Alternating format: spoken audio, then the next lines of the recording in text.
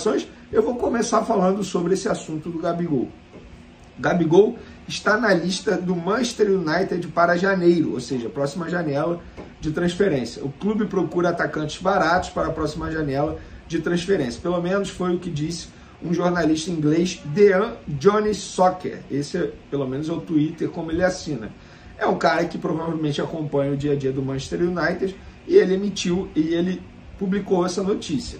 Agora, eu discordo sobre atacante barato, porque eu acho que para tirar o Gabigol do Flamengo não seria barato, no sentido, o Flamengo não iria vender o jogador com preço abaixo do mercado ou com preço que o Flamengo não acha ok.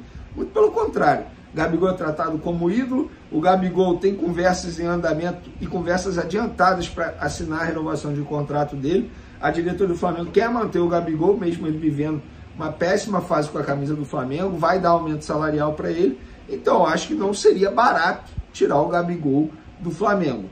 Eu, particularmente, acho que isso aqui não vai acontecer, até porque eu não vejo o Manchester United vindo atrás do Gabigol nesse momento, com 27 anos, reserva, visivelmente fora de forma. Não vejo como o time inglês fazer esse movimento, mas já vi muita coisa na bola, então não vou duvidar, mas para mim chance quase zero.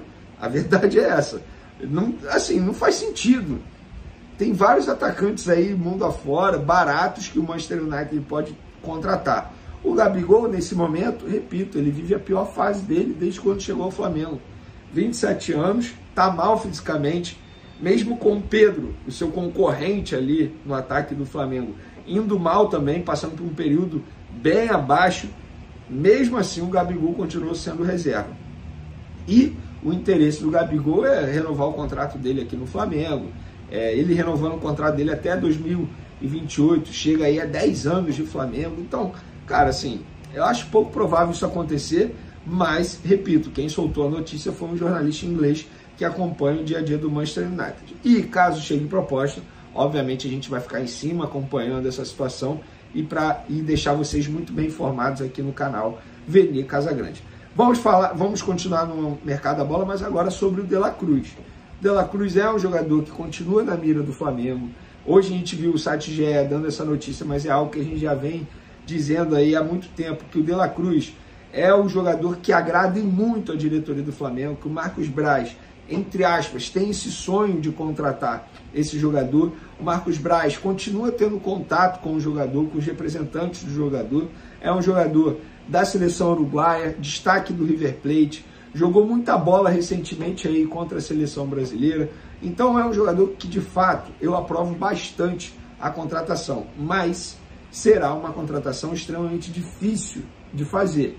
Porque assim, eu vou até atualizar aqui, De La Cruz, Transfer Market, até quando vai o contrato dele com o River Plate.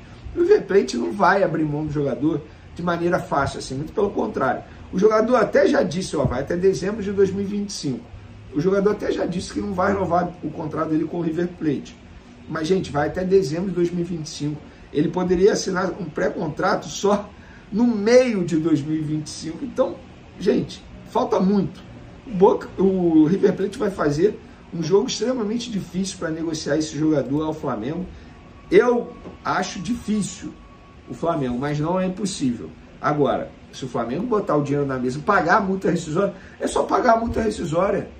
Ele vale o valor da multa rescisória. Ele vale 16 milhões de dólares. Vale. Claro que vale. Um jogador jovem, de seleção, tá com vontade de jogar no Flamengo, quer jogar no Flamengo. Ele faz duas funções no meio de campo, tanto um 8 ali, aquele famoso box-to-box, como um 10 armador. Seria uma baita contratação do Flamengo. Eu acho que vale. Vale sim. Por exemplo, vamos lá.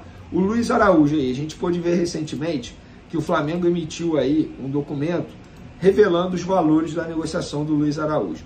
Vamos recordar aqui quanto que o Flamengo pagou no Luiz Araújo? Vamos lá. O Flamengo pagou só a MLS 44 milhões, mais 9 milhões de comissão e mais 1 milhão de imposto de renda. Bota aí, gente. É muita grana. É muita grana. Mais de 50 milhões de reais. O De La Cruz, na minha opinião, iria chegar e render com a camisa do Flamengo.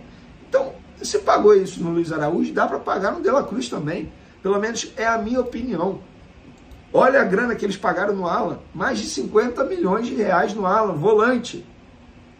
Aí não vai pagar 16, 15 milhões de dólares ao River pelo De La Cruz, que é um baita jogador, ainda tem potencial de revenda futura?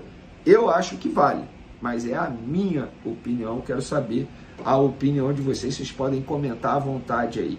Vamos falar agora do time do Flamengo que vai a campo contra o Fortaleza, que é o seguinte: Bruno Henrique está suspenso, Gerson suspenso.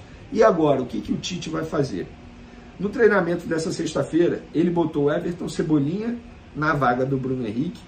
No meio de campo, ele trouxe de volta o Pulgar, que estava suspenso no último jogo. Aí o Pulgar fez dupla de volante com o Thiago Maia, ficou Thiago Maia, Pulgar e Thiago Maia. No meio de campo, ali sem o Gerson estava jogando ao lado do Arrascaeta no meio. Uma hora ele botou o Everton Ribeiro e outra hora ele utilizou o Luiz Araújo como ponta, como foi contra o Santos. Então tem essa dúvida ainda de quem vai na vaga do Gerson. Luiz Araújo ou Everton Ribeiro? Se for Everton Ribeiro, o esquema tático vai ser diferente. Se for Luiz Araújo, vai ser diferente.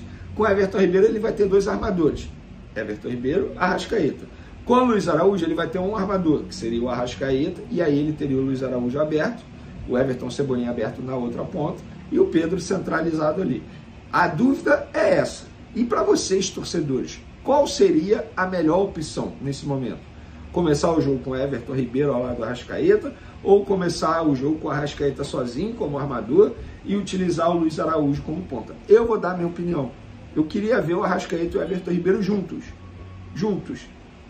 Eu acho que daria mais dinâmica, tá? Com Everton Cebolinha fazendo dupla de ataque com o Pedro ali. Eu acho que teria mais dinâmica no meio de campo, mais poder de armação. Agora, claro, o Tite ele vai armar o Flamengo de olho no Fortaleza. Ele vai analisar o Fortaleza, vai estudar o Fortaleza e dependendo de o que ele avaliar do time do Fortaleza, ele vai tomar a decisão dele. Mas a boa notícia é o retorno do Pulgar. Esse jogador fez muita falta no último jogo. A gente vê que a saída de bola com o Pulgar é totalmente diferente quando ele não está em campo. Então, esse é o reforço caseiro. Mas, por outro lado, embora o Bruno Henrique esteja vivendo uma péssima fase, a verdade é essa, mas é um baita desfalque. E o Gerson também, na minha visão, quando ele joga de meia, é um jogador totalmente diferente quando ele joga de volante. A gente pode ver aí nos 40 minutos que ele ficou em campo contra o Santos. Dito isso, galera, mais um vídeo no canal Veni Casagrande. Espero que vocês tenham gostado. Continuem acompanhando. Amanhã teremos mais vídeo. Amanhã também tem, repito, a final da Libertadores. A minha aposta foi no Boca Juniors. Valeu, tamo junto e fui!